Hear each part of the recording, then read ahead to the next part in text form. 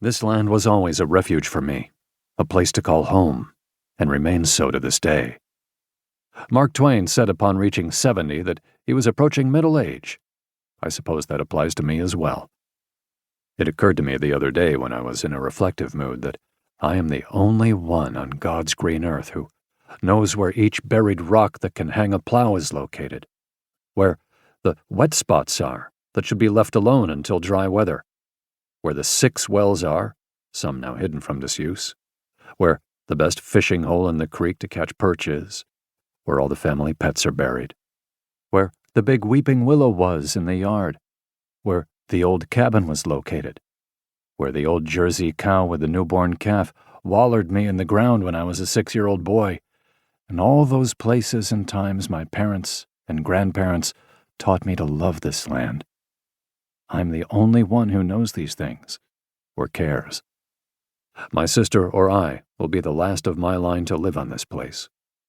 It is my fervent desire that those who own it after us will, as Ralph Waldo Emerson suggested, let the land own them. That they will let the land become a part of them, and they a part of it. Hal reveals a deep attunement to the family's farm, a localized knowledge earned and learned through countless experiences on and wallered into the ground. Beyond this deep familiarity with place, he speaks to the attachment he has nurtured with the land. Physically, mentally, and spiritually, the farm is part of him. Some people talk about love for the land superficially. Hal describes it in an enduring and specific sense. He explains that his family taught him to have affection for the farm. Clearly their lessons stuck, because of his intimate knowledge of, attachment to, and love for the farm. Hal has long acted as a steward. In an ultimate act of devotion to place, he ensured that the land will survive long after he's gone. In many ways, Hal Manier is a rare and special character. He is, at least in my eyes, an exemplar of care, connection, and conservation. But he is also typical. He represents many other determined and devoted stewards who have nurtured relationships with place. Small and mid-sized farmers in rural communities across the United States and beyond are mirroring Hal's words and deeds. In my 2 years working with the Land Trust for Tennessee, I met dozens of farmers who share Hal's commitment to the land.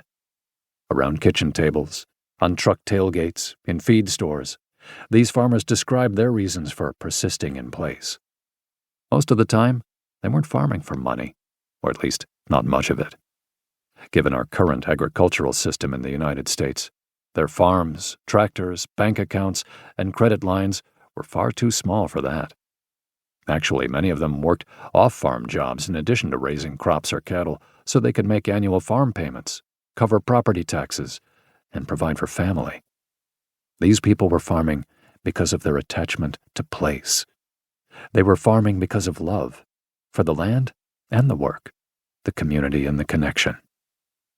For many of the people I met, farming meant sacrifice.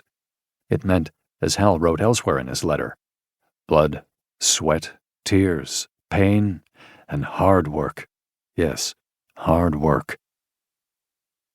But like Hal, their place was part of them, an integral element of their identity and purpose.